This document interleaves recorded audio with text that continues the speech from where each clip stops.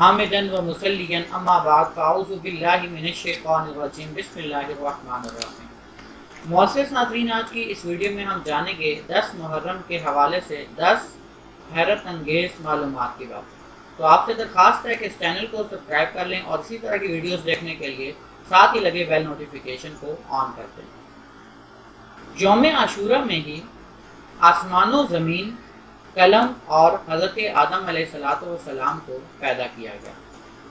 اسی دن حضرت آدم علیہ السلام کی توبہ قبول ہوئی۔ اسی دن حضرت ادریس علیہ السلام کو آسمان پر اٹھایا گیا۔ اسی دن حضرت نوح علیہ السلام کی کشتی ہولناک سیلاب سے محفوظ ہو کر کوہ جودی پر لنگر انداز ہوئی۔ اسی دن حضرت ابراہیم خلیل اللہ کو خلیل اللہ بنایا گیا اور آگ ان پر گلزار ہوئی۔ اسی دن حضرت اسماعیل علیہ السلام کی پیدائش ہوئی۔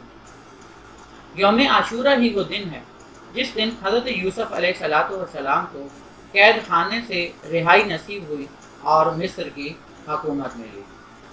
یہی یوم عاشورہ وہ دن ہے کہ حضرت یوسف علیہ السلام کی حضرت یعقوب علیہ السلام سے ایک طویل عرصے کے بعد ملاقات ہوئی، اور یہی وہ دن ہے کہ حضرت موسیٰ علیہ السلام اور ان کی قوم بنی اسرائیل کو فرعون کے ظلم و استبداد سے نجات حاصل ہوئی۔ اور سب سے آخری بات کہ اسی دن حضرت موسیٰ علیہ السلام پر تورات نازل ہوئی۔ معزز ناظرین، آپ سے درخواست ہے کہ اس چینل کو سبسکرائب کر لیں۔ والسلام علیکم ورحمۃ اللہ وبرکاتہ۔